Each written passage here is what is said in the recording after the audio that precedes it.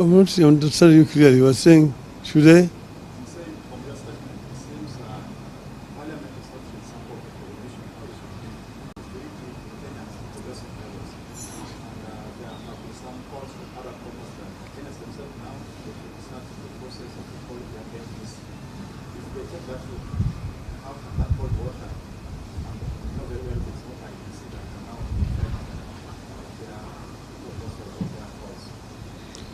No, you see, we want Kenya to understand exactly what the Constitution provides and who is really at fault here.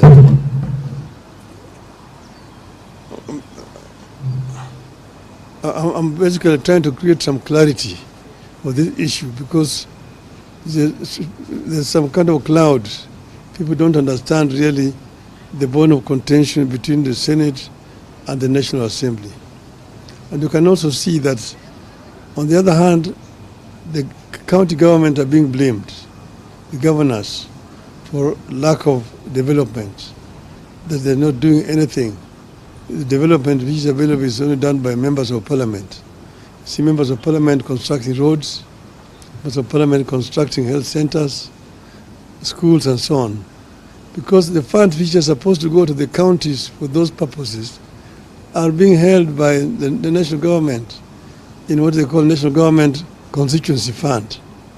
And even this road levy fund is going to members of parliament. This is not the work of MPs, this is the work of counties.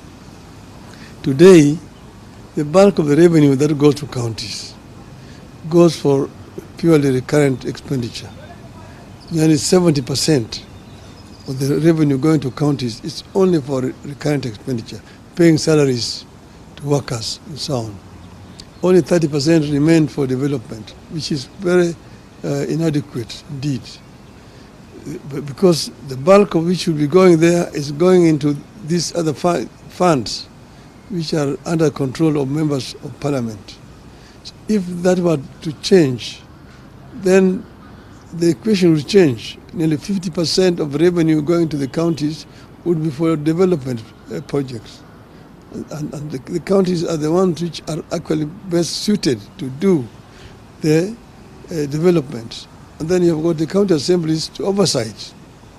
Members of parliament are supposed to oversight the national government. You see, they're supposed to represent their constituents. Two, they're supposed to legislate, and three, they're supposed to oversight the government.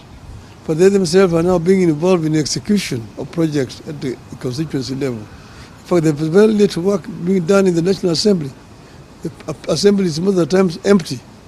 There are no debates taking place in that parliament the way it used to be when we were members of parliament those days.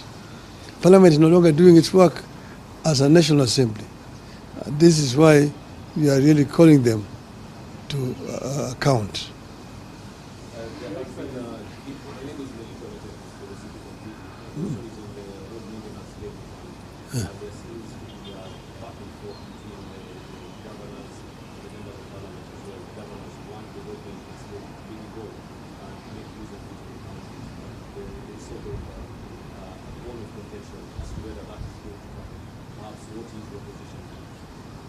You have said that fuel levy fund is supposed to be used for maintenance of roads at the national level and at the county level. So that should go directly to the kitty of the county government, not constituency fund being controlled by members of parliament. That's what I'm saying. It is the members of parliament are not supposed to be executing things. The members of parliament are supposed to be oversighting. But if an MP himself is the executor, you have a situation where MPs themselves are the contractors. I know examples where you find a president going to launch a road, the contractor is a member of parliament. So if that's not a conflict of interest, I don't know what conflict of interest is. It is embarrassing, very embarrassing indeed. When the president came to power, the Rural Control Party promised to empower the president. They promised to enhance the source of economy.